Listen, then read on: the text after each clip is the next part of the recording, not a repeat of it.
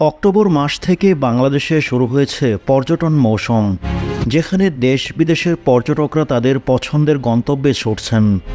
তবে ভারতের জন্য পর্যটন ভিসা বন্ধ থাকার কারণে বাংলাদেশিদের জন্য নতুন গন্তব্য ভ্রমণের প্রবণতা বৃদ্ধি পায়। থাইল্যান্ড, মালদ্বীপ, শ্রীলঙ্কা, মালয়েশিয়া, সিঙ্গাপুর এবং নেপাল এই মুহূর্তে বাংলাদেশি পর্যটকদের জন্য সবচেয়ে পছন্দের গন্তব্য।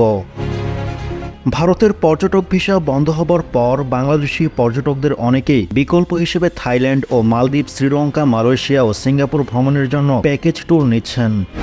বিশেষত এই দেশগুলোতে সহজে ভিসা পাওয়া যায় এবং পর্যটকরা একাধিক দেশ ঘুরে আসার সুবিধা পাচ্ছেন। বিশেষজ্ঞরা বলছেন, প্যাকেজ ট্যুরের চাহিদা দিন দিন বৃদ্ধি পেয়েই চলছে। ভারতীয় ভিসা বন্ধ হবার পর এয়ারলাইন্সগুলোতে ফ্লাইটের চাহিদা অনেকটা কমে যায়, তবে বিকল্প গন্তব্যগুলোতে ফ্লাইটের চাহিদা বৃদ্ধি পেয়েছে।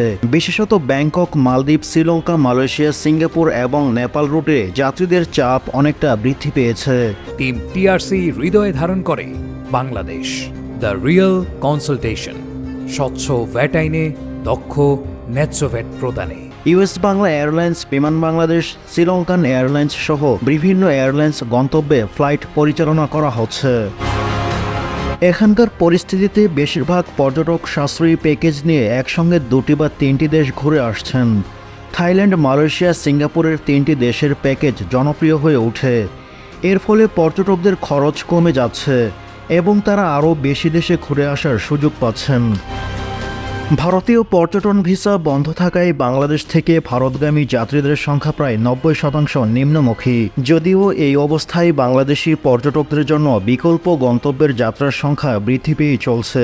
ভারতের পরিস্থিতি স্বাভাবিক হতে আরও কিছু সময় লাগতে পারে। এয়ারলাইন্সের খরচের চাপ সামলাতে হবে এবং খরচ খাতের ব্যবসা পুনরুজ্জীবিত করতে দ্রুত পদক্ষেপ নিতে হবে।